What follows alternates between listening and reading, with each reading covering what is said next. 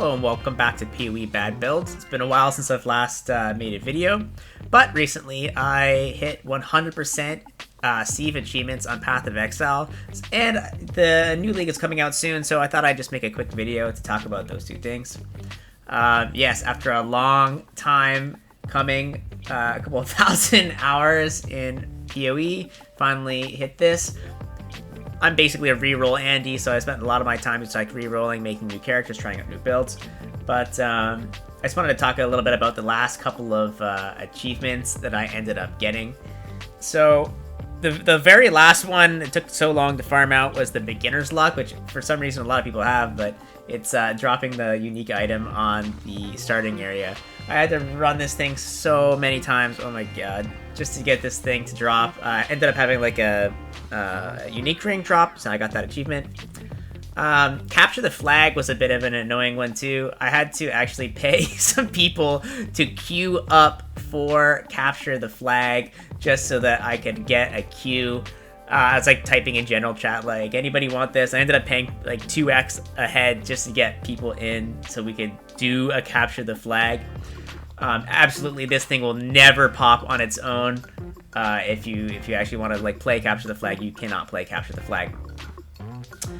For some reason, I hadn't done Atziri. I've done all the other bosses. I've done like Maven, but Uber Atziri for some reason I just hadn't really tried it. So I took a couple runs at it. It's actually a lot more challenging than I expected it to be. Uber Atziri hits really hard if your character's not like really geared for it. I ended up killing it on my Armageddon brand build, so it was fine. The No Stone Unturned. So this one was also really painful. Oh my god. So this one you have to discover all the environmental lore on one character. There's actually a lot of randomness. There's like some parts where you have to like go into like the library in Act 3 and keep resetting the zone to find like all the different pages of the books. There's another one where you have to keep resetting Val zones to get different like letters to appear to read them. So that one was a little bit difficult as well. Similar to the No Stone Unturned, there's the All Ears quest. We have to like talk to the NPCs in a certain order. I did that one a little bit ago. It was a bit of a pain. You have to like really be careful that you don't talk to the NPCs in the wrong order or else you'll fail it completely. It's not necessarily difficult, it's just time consuming. And that was pretty much it for finishing off the Steam achievements there, because basically everything else I had already gotten through the course of just playing the game normally.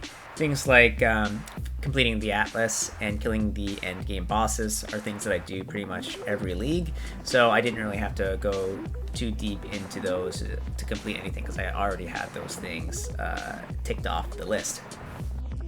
And so that brings us to our second topic of the day, which is what am I going to do for 3.19? So in 3.19, there's a pretty big minion update. They're taking the power out of the base gem and kind of disseminating that power into the gear at the top end. So it looks like the barrier for entry will be a little bit higher, but the top end potential for some of these builds will be also a lot higher. So I think that's something really interesting to test out. I'm going to league start Spectres, I think. I know this is probably not a good idea because we don't have any idea of how powerful they'll be, but I've played Spectres in the past and I feel pretty comfortable that even if I fail miserably on the Spectres, I can kind of change it to something else.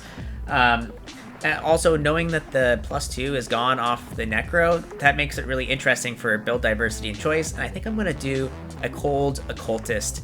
So have the Frost Sentinel ribbons that shoot the ice spears. I think I'm gonna have those as my Spectres. I'm gonna try it with the new crit nodes and crit mastery and see if I can get closer to 100% crit. We'll see if that's possible. It might not be possible, but it would be. I think it would be really cool to just be like freezing everything in front of you, having the stun immunity from the Occultist, having the freeze immunity from the Occultist, having the chaos explosions from the Occultist, and really relying on those Frost Sentinel Spectres to do the bulk of the damage. And now potentially with getting crit on wands and getting +1 minion gems on potentially a shield, +2 on a helm, looks like Spectres might actually be in a really interesting spot to kind of play around with. So that's kind of what my plans are for 3.19. And then beyond that, I think I might actually try a Wandering Path Atlas setup. And this kind of gets into some predictions that I have for the league.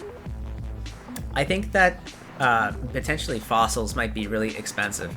So I might do a lot of Delve this league, and Wandering Path is really good for Delve because you're able to get more sulfite through that method than anywhere else.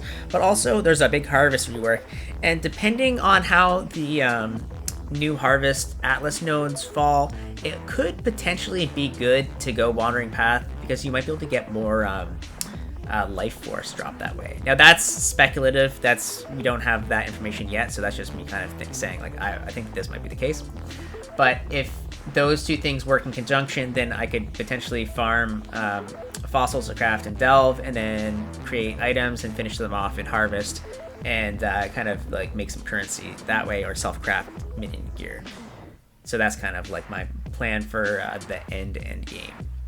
But yep, thanks for listening. I really appreciate it. So the TLDR is basically 100% Steam achievements. Let's go.